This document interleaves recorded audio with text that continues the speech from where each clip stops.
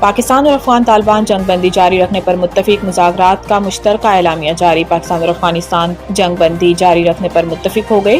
پاکستان اور افغان طالبان کے درمیان مذاکرات پر ٹرکی کی وزارت خارجہ نے مشترکہ اعلامیہ جاری کر دیا۔ مشترکہ اعلامیے کے مطابق ٹرکی اور قطر کی ثالثی میں پاکستان اور افغانستان کے درمیان 25 سے 30 اکتوبر تک استنبول میں مذاکرات ہوئے۔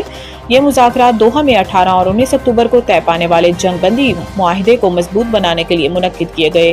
اعلامیے میں کہا گیا ہے کہ فریقین نے جنگ بندی کے تسلسل میں اتفاق کیا ہے۔ جنگ بندی کے نفاذ کے قواعد و ضوابط 6 نومبر سے استنبول میں ہونے والے مذاکرات میں طے کیے جائیں گے۔ فریقین نے جنگ بندی پر عمل درآمد یقینی بنانے کے لیے نگرانی اور تصدیق کا ایک مشترکہ نظام تشکیل دینے پر بھی اتفاق کیا ہے، جو کسی بھی خلاف ورزی کی صورت میں ذمہ دار فریقین پر جرم عائد کرنے کا اختیار رکھے گا۔ تباہ کن اسلحہ کے ساتھ گھروں کو لوٹنے والے پناہ گزین نہیں دہشت گرد ہیں۔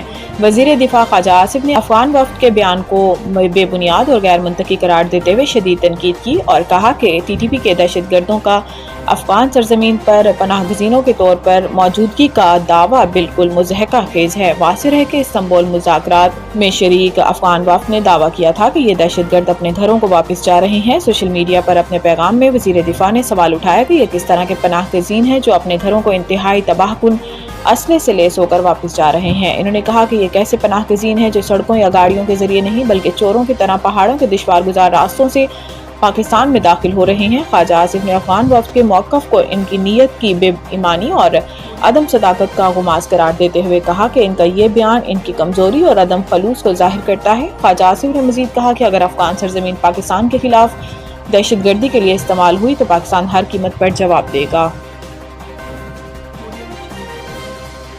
کوئٹہ میں موبائل انٹرنیٹ ڈیٹا سروس معطل۔ محکمہ داخلہ بلوچستان کی جانب سے جاری بیان میں بتایا گیا ہے کہ موبائل فون ڈیٹا سروس امن و امان کی صورتحال کے باعث 24 گھنٹے کے لیے بند کر دی گئی ہے۔ محکمہ داخلہ بلوچستان کا بتانا ہے کہ موبائل فون ڈیٹا سروس آج رات 12 بجے تک بند رکھی جائے گی۔ ڈیٹا سروس بند ہونے سے طلباء، کاروباری حضرات، آن لائن خدمات سر انجام دینے والے صارفین کو مشکلات کا سامنا کرنا پڑے گا۔ یاد رہے کہ کچھ عرصہ قبل کوئٹہ سمیت بلوچستان کے مختلف اضلاع میں موبائل فون انٹرنیٹ سروس کئی روز کے لیے معطل رکھی گئی تھی۔ بعد ازاں صوبائی حکومت نے بلوچستان ہائی کورٹ کے حکم پر عمل کرتے ہوئے 16 روز بعد صوبے میں انٹرنیٹ سروس بحال کر دی تھی۔ سعودی عرب نے عمرہ ویزا پالیسی میں اہم تبدیلیاں کر دیں۔ سعودی عرب کی وزارت حج و عمرہ نے عمرہ ویزا ملنے کے 1 ماہ کے اندر سفر لازمی قرار دے دیا۔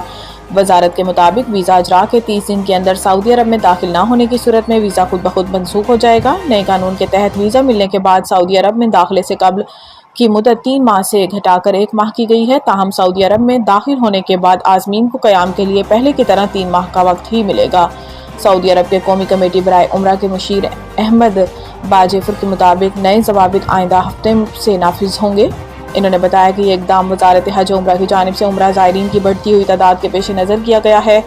عرب نیوز کے مطابق رواں سال جون سے اب تک 40 لاکھ سے زائد بین الاقوامی زائرین کے لیے عمرہ ویزے جاری کیے جا چکے ہیں، جو گزشتہ برسوں کے مقابلے میں ریکارڈ اضافہ ہے۔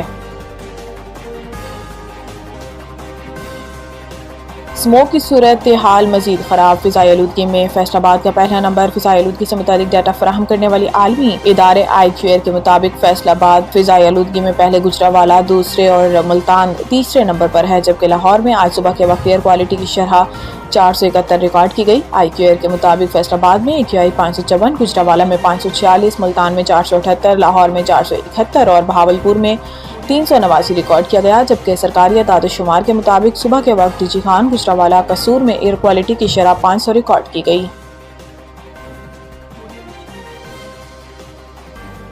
ٹیسٹ کرکٹ کی تاریخ میں انقلابی قدم، چائے کا وقفہ کھانے سے پہلے نیا شیڈول متعارف۔ بھارتی اور جنوبی افریقہ کی ٹیموں کے درمیان 22 نومبر کو گوہاٹی میں ہونے والے دوسرے ٹیسٹ میچ میں اس نئی ترتیب کو آزمایا جائے گا۔ بھارتی میڈیا کے مطابق یہ فیصلہ مشرقی بھارتی خطے میں سورج کے جلد طلوع اور غروب ہونے کی وجہ سے کیا گیا ہے، جہاں گوہاٹی میں سورج دیگر بھارتی شہروں کی نسبت پہلے نکلتا اور غروب ہوتا ہے۔ اس تبدیلی کا مقصد یہ ہے کہ دن کے 90 اوورز قدرتی روشنی میں مکمل کیے جا سکیں۔